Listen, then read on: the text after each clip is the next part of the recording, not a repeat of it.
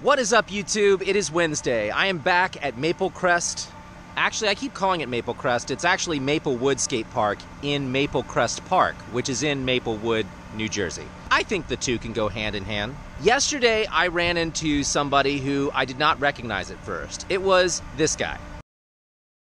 It wasn't until after I heard him speak a little bit to his kids, who he also brought to the skate park, that I recognized him as this guy.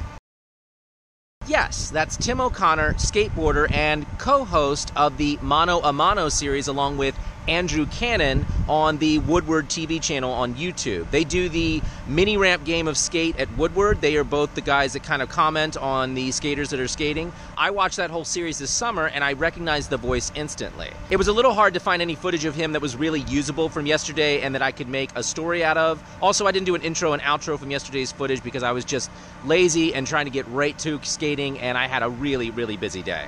Regardless, I talked to him for a little while. Very chill guy. Introduced myself. He introduced himself. He's like, oh, it's funny that you say that. I actually was just getting back from Woodward doing a little something and I have to go up there for something else. I don't know if he lives around the area or not. Who knows? Maybe I'll run into him again. Also, I watched a video of Prodigal Son, one of the guys who comments regularly on my YouTube channel, and he had a really cool video the other day that I'll leave a link for below about kickflips and about your mindset and mentality. That's an airplane going on overhead if anyone hears the audio on that. So I really dug the message. I'll leave a link below again so you guys can check that out.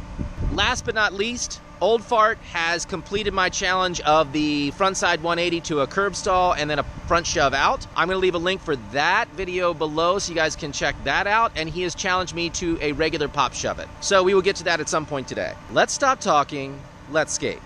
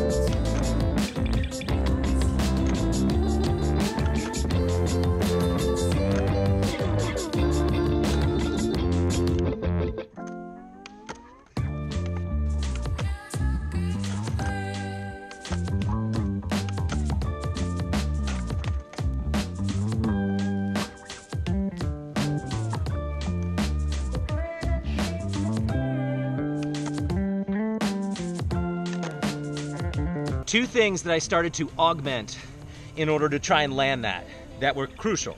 One, my front foot has to turn on my ankle and slide up. That turn of the ankle is so clutch because it actually pulls the board up.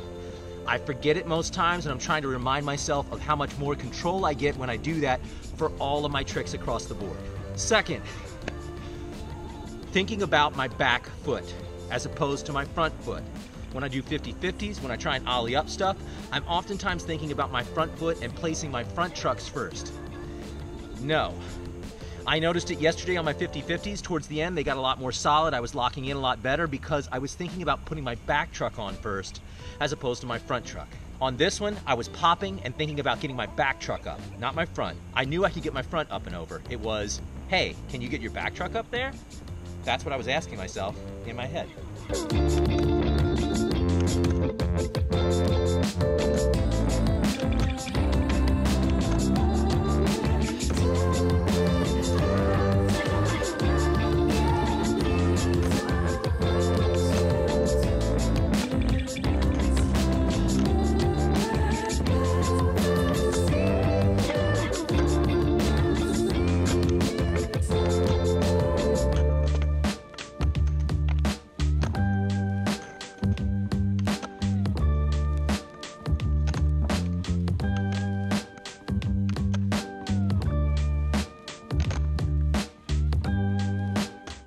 All right, a slight amount of toe touch, but you get the idea.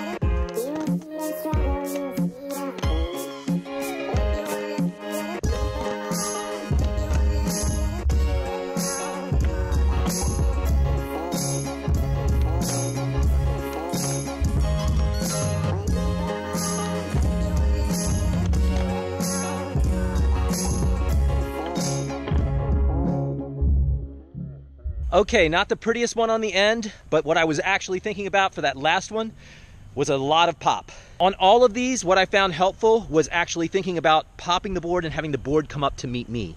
Having it do the rotation in the air and me catch it up in the air. Now, I can't tell whether I actually did that until I look back at the footage, but that was my intention for each and every one of those tries. Secondly, I found it very, very helpful because I oftentimes want to turn towards the direction that I'm moving, because instinctually I'm like, oh, I can put two arms down to save myself or whatever. Like, I'll have more of my body to block and I won't get hurt.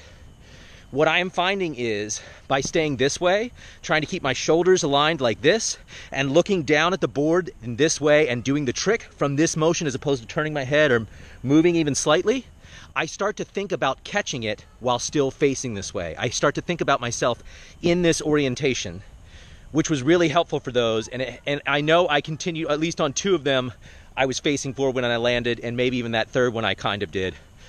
But that was my intention anyway. Good to have intentions.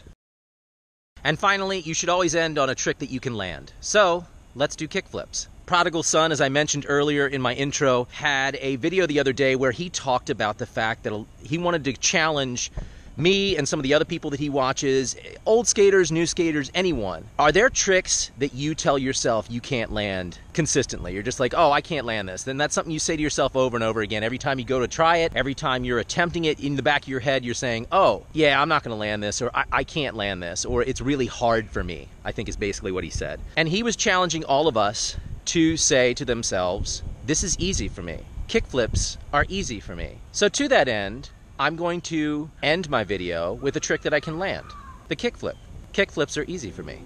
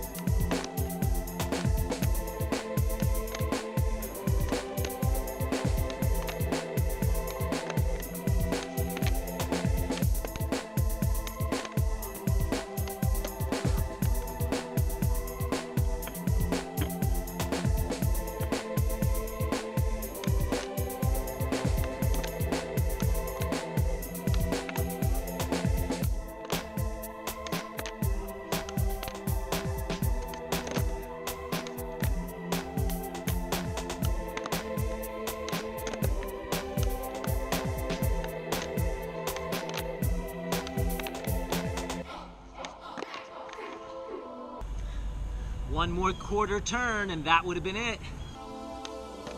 Kickflips are easy for me.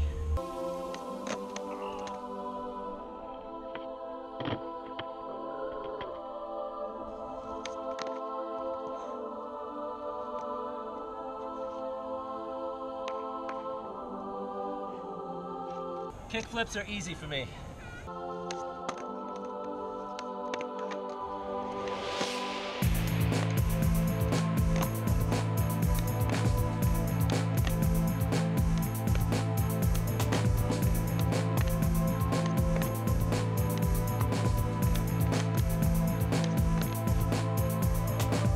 That's 3 no lands. Kickflips are easy for me.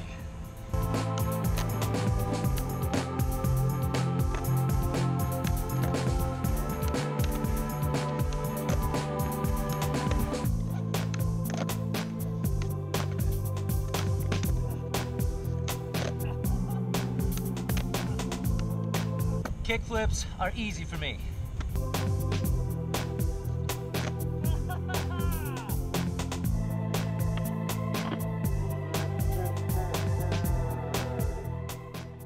First rolling kickflip ever.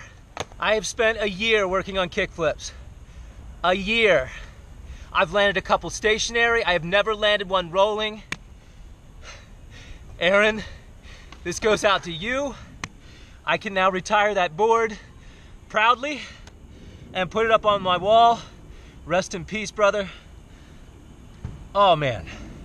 That entire time, every time I went up for one of those attempts, with the exception of a couple of times where I was actually thinking about already having landed it and what I would say afterwards, which is end gaining. That's not Zen. You're not in the moment, you're not present. And when you're not thinking about what you're doing, you're not gonna land the trick. If you're thinking about something else, it's, you know, thoughts are things. We manifest what we think. So yeah, prodigal son, thank you so much, man. Thanks for reminding me of that fact. Every time I went for an attempt, as I was walking back mentally, I was smiling in my head and sometimes on my face and thinking, you know what?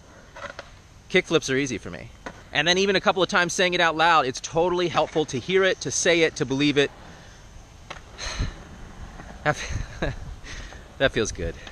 Also, another thing that totally helped was carrying over my idea from the pop Shuvits, where I was remaining this way, where I was keeping my shoulders aligned and actually thinking about seeing my board throughout the kickflip in this manner, on this plane of existence, as opposed to opening my shoulders up. And when I thought about it like that, when I carried it over, that little trick from the pop Shuvits, it totally worked. I don't know what my arms were doing. I'll see that later in the edit, but it was totally helpful for keeping me on this same plane of existence right here and keeping me moving that way and keeping the kickflip and the board under me. I guess the next time you guys see me, I'll have a new board set up, or I will be setting up a new board. I think it's gonna be the taco deck. I've had that since last Christmas. Guys, thank you for liking, commenting, and subscribing. We just landed our first rolling kickflip. Have an awesome day.